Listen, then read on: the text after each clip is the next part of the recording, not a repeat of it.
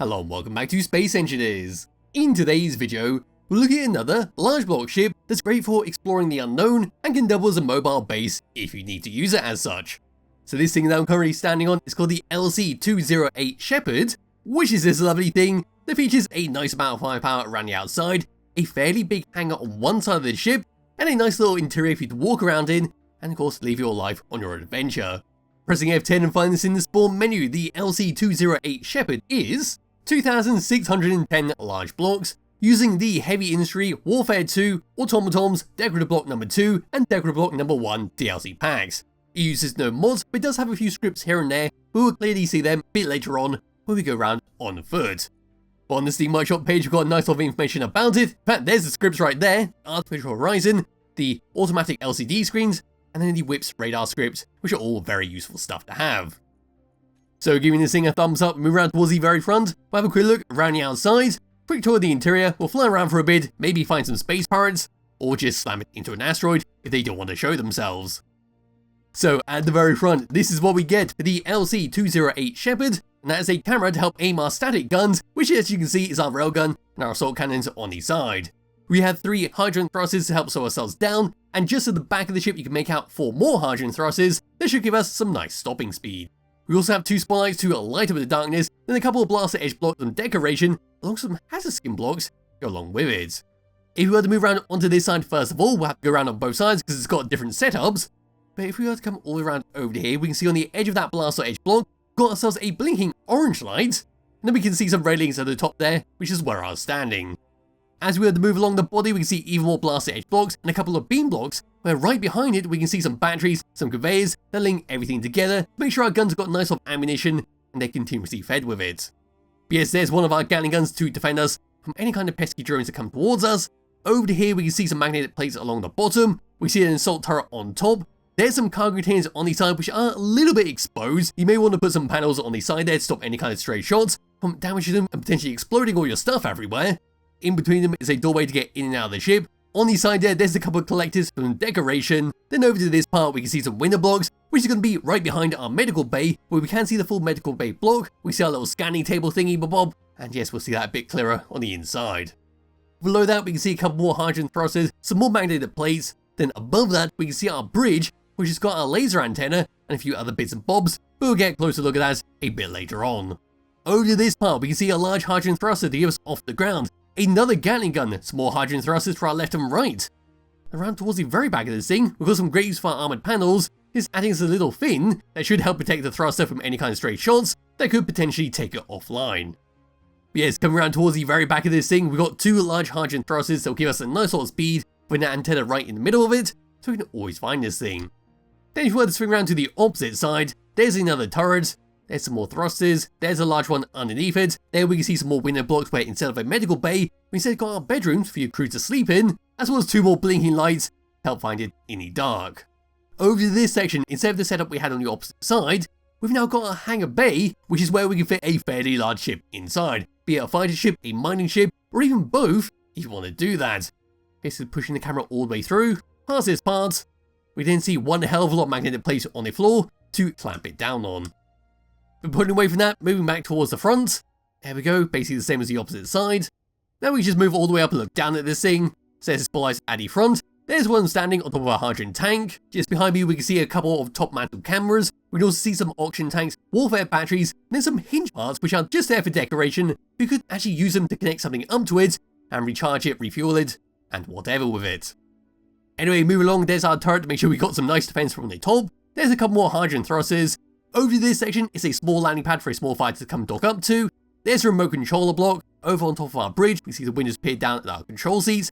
There's a blinking orange light. There's a proper connector. There's our laser antenna. There's a lovely use of a column with a cap on top. Then over to this section, even more thrusters, a couple of piston heads from decoration. Putting my light on, there's another turret, then a beacon right on top of our hydrogen thrusters. But yes, turning our attention back over to the bridge, dropping all the way down, turning off my light once again. Over to this part, so there's a laser antenna, there's a doorway to get in and out, there's a button with nothing set up, but you could set it up for the doorway and a few other things around the ship if you wanted to. And at the front here, there's our control seat, flying this thing around, there's our remote control block. Onto the opposite side, another window block here inside, and that's about it for the top. Now if we were to drop down and come underneath this thing, past all of this, so there's our large hydrogen thrusters, there's a parachute hatch, there's a blinking red light, there's a connector, and all the way towards the front of this thing, another large hydrogen thruster, and then 3 small ones with another blinking light.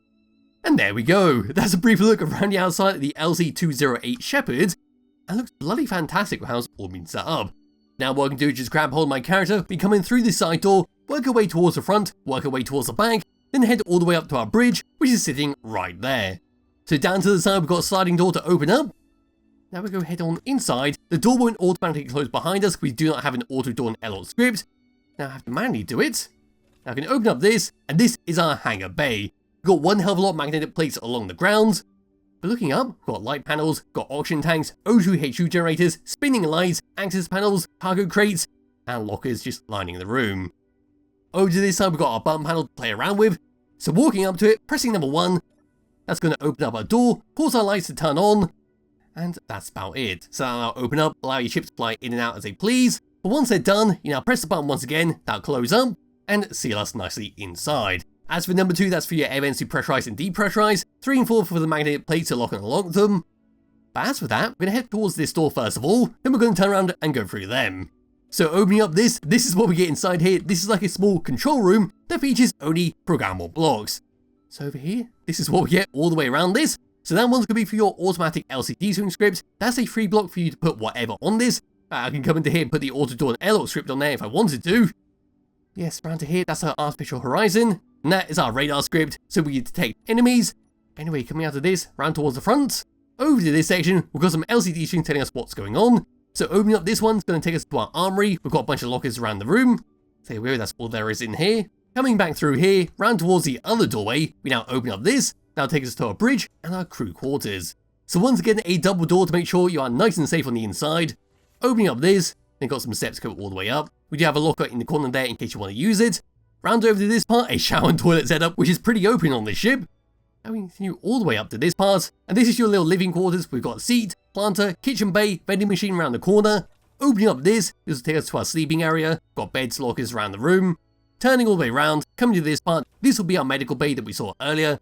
Got a bunch of cryopods, lockers, there's an air vent. Round towards the back of the room, a little desk to do your work, cargo access, medical bay, little scanning machine, LCD screen, and then another armory locker.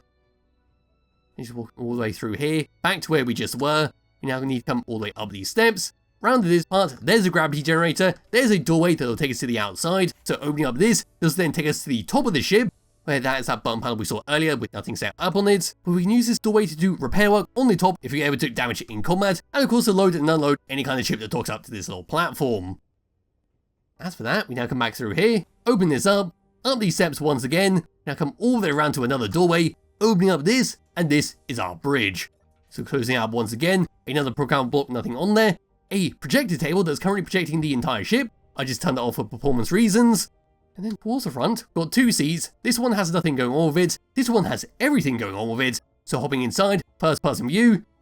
This is the view we get. We've got a fantastic view all the way around us. Looking down, we then see our automatic LCD screen script telling us our acceleration, hydrogen, power, and oxygen tanks. Left hand side is our targets. On the right hand side, we see our radar script. Then we can see our little control thing in the corner. Still don't know what that's called. Bring up the HUD. These are the controls we get for this ship. Where we press number 1, that's going to be for a railgun at the front.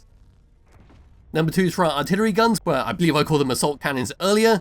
Number 3 is for our camera that sits right in the middle of them and above our hydrogen thrusters.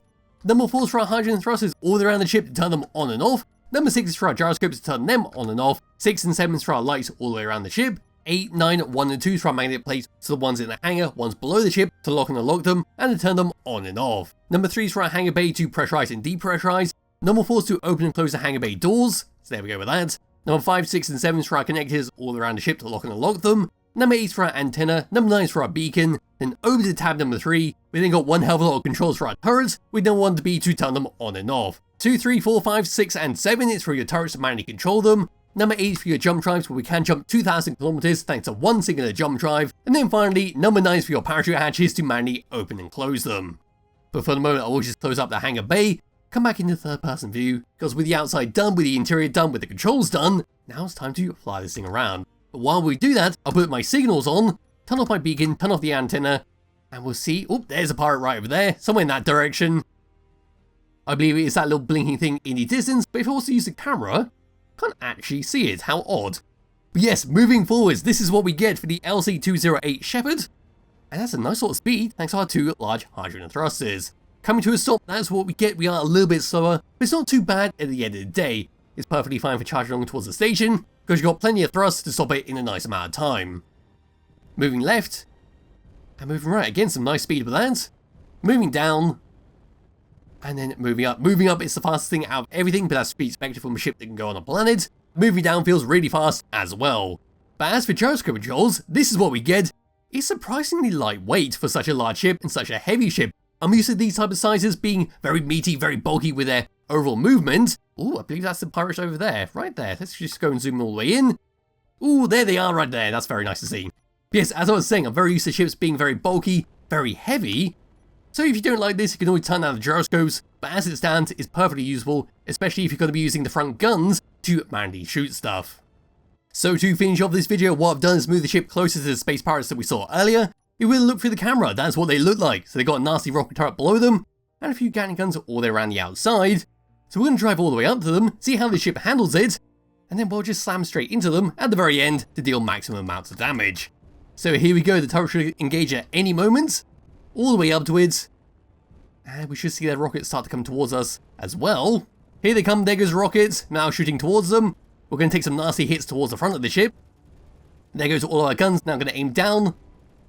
Hopefully we can disable them, but they disable us. Now going to use the camera, aim straight towards them, switching to the railgun, shooting the rocket turrets. And there we go, that was a good hit on that. Firing them. That was a terrible miss. There comes more of their missiles. There goes our Gatling guns, come back into third person view. There's even more rockets coming towards us. I think this is going to be a lost battle, so we're going to slam straight into them. And then that'll be that for this video. Here we go, straight into the side. My god, that was a huge explosion. God knows how many hydrogen tanks just went off there. But it looks like they're still somewhat alive, and we're still somewhat alive. I can sort of fly this thing around. We still got our turrets on the side, still got plenty of hydrogen to drive this thing.